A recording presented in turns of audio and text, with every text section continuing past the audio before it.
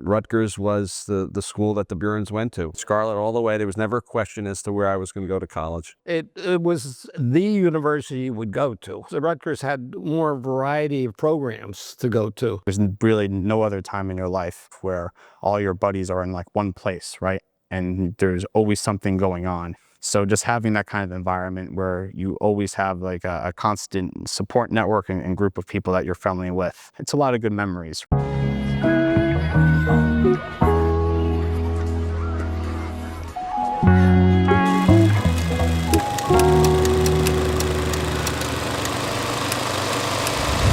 The stock market buckled and crashed, and the nation's economy plummeted into the Depression. I mean, it was crazy. We would go to the South Hop. I had my wife, I was dating her at that time, and the South Hop had Swing and Sway with Sammy Kaye. This is the kind of music, the big bands were still kind of active at the end. It was either the big bands or there was just the start of the rock and roll stuff. I mean, that was like, even though the kids weren't into it that much at the fraternities, it was still big band kind of tail end. The new dorms were the ones on the river, just going up. When you could go to the stadium for a football game, because I've been active with Rutgers football for years, what you would do is you could pop a keg in the stadium. I mean, it was really crazy. My first year was I commuted to Rutgers by car because it was close enough for me from Linden it was a few miles. I was in Ford Hall my sophomore year, and then I stayed in the fraternity Theta Chi for the last 2 years. Honest, I had worked as a newsboy and then eventually in a shop as a stock boy in Linden. And I kind of earned my money there. I paid my way fully through college. I had enough saved to get through. Just barely, I got through. I graduated in 59. I went into the military. I went to ROTC, and I went into the military for active duty for a couple of years, and then I was on reserve. You know, with the fellows in the fraternity, which was the kind of, at that time in Rutgers, fraternities were big. That was your major social activity. Frankly, the food was better. The food was terrible in the commons. So that was an incentive. But it was, you know, it was great having a fraternity and the closeness with the guys. The combination with the military and Rutgers gave me an incentive to, get into a business that I thought I could grow with. And computers were just starting at that time. So I got into a thing called Univac, which was part of Remington Rand. And it was a new thing, though we did a lot of stuff with tabulating. We still had punch cards in those days. For the first 3 or 4 years, initially I was in systems, and then eventually I started to sell. And I had the territory up in North Jersey. I sold the first solid-state computer, which was vacuum tubes was sort of the standard, and then solid state was the next component. And I sold that to the Broadway Bank and Trust Company up in Patterson. So I've been going to football games. I remember the old stadium, sitting on the wooden benches, being bored beyond belief because I didn't have an interest in football. But we came back for reunions, marching down College Ave. So yeah, I grew up Rutgers. There was never a question as to where I was going to go to college. My dad encouraged us, obviously, to go to college, and I did apply to other schools as well. Rutgers was the school that the Burens went to. I mean, my grandfather started there, didn't finish because of the Depression. My dad went, was very successful. And like a lot of families in New Jersey, middle-class families, we went to the State University. When I started here in 85, Japanese economy was doing well. They were really expanding, kind of where China was maybe 5 years ago. The opportunity arose because it was the State University. They had a lot of programs available. They had languages, Asian languages available. So I had a choice of Chinese or Japanese.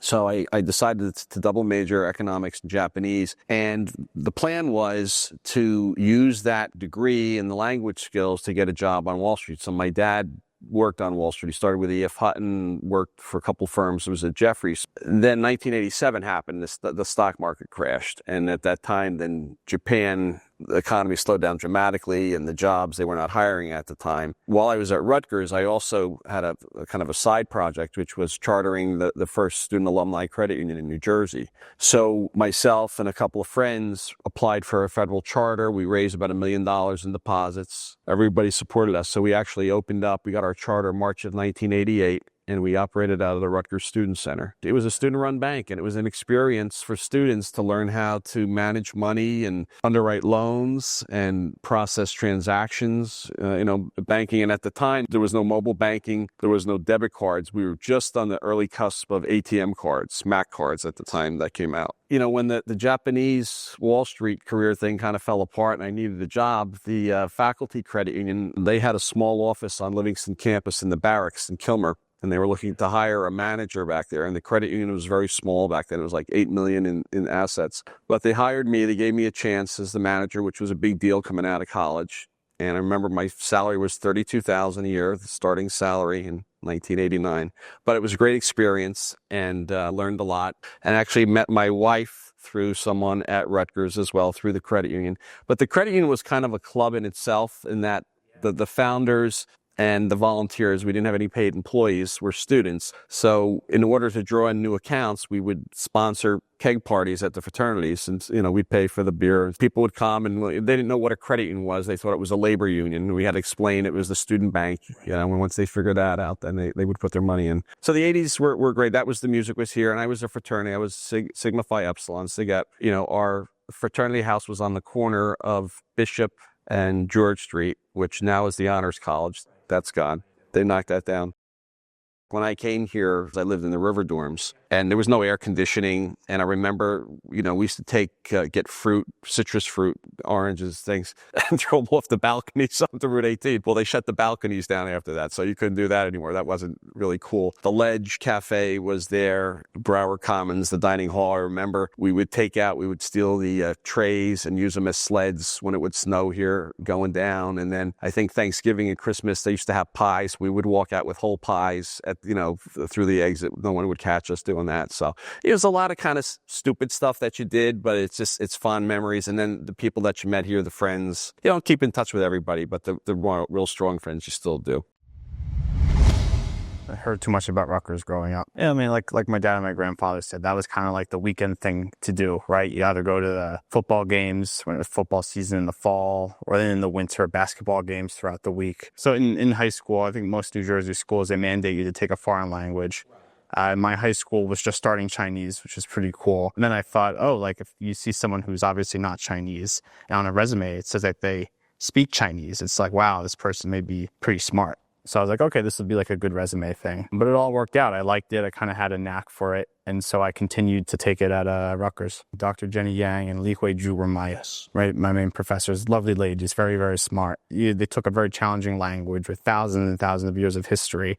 And over the course of, I took Chinese for, I think, 3 years because my college career got cut with COVID. So around maybe 5-6 semesters, I took Chinese. They distilled it in a way that was very, very easy to digest, coming from someone who knew nothing about any kind of Asian languages. My freshman year, so 2017, Bitcoin was kind of just coming on the scene and everyone was kind of getting excited by it. So my friends and I were kind of looking at it and saying, hey, what's the best way to do this? Can you just trade on your own? Of course, no one really had a lot of money at that time. So we said, all right, if we want to go to conferences, if you want to talk to cool people and meet cool people, maybe getting some support from the school would be a good option, which we did. So we put together a little plan. We pitched it to Dean Lele, and she liked it.